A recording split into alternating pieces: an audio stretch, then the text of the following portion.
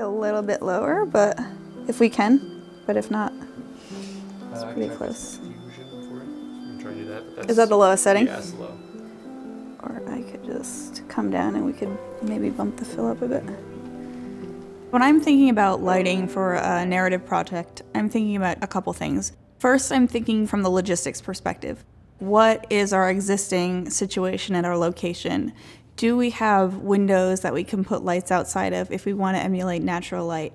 Do we have enough depth or distance or space within a room to put our lights without it blocking the scene or getting in the way? The second thing that I look at when I'm looking at lighting in a scene is the overall aesthetic of it. When I come in for a particular concept like this, I have a general idea of what type of lighting I want. So that's kind of the logistical approach, and that's really part of the location scouting aspect of things, is coming into the space and assessing what we can do to manipulate the lighting. Modeling light off of this, or do we need it on? We can take it off. I was just gonna say maybe we'll cheat it a bit more towards her face. Sure. Because it's not really doing a whole lot there. So one of the things that you want to consider when you're creating this narrative is what kind of lighting is going to best suit the concept. You want to explore whether you want to use soft lighting. Is this more of an ethereal concept that you really want that soft diffuse light? Is this something that you want to have a lot of impact on a lot of moods? So maybe you'll use something that's more contrasty. Keeping lighting authentic really helps to take away that division between fantasy and reality, and it really helps to bring a more realistic and authentic experience to the viewer.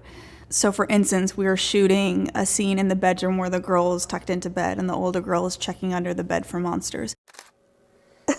Where's the monster and why haven't you gotten it yet? So obviously this is a scene we can't quite treat the same way as far as the lighting goes. Our color temperature isn't going to match. We can get a harder light source to mimic moonlight, but we've also got some ambient light sources in the room that we can take advantage of and manipulate for that. So we'll try that, and you can like get in her hair. Make it look like it's real, so we'll just like actually be doing it. Yeah. When we cracked eggs on her head last time, it was real. Perfect. Do was Do legit. you want the brush for the doll, maybe? Yeah, let's do that. Gigi, brush, incoming. Just don't break Stabby Abby. Should I not say Stabby Abby on camera? Do whatever I want, right? Okay. We've also got a scene in the bedroom with the mom and the sisters together brushing each other's hair, and we have a softer kind of diffused light.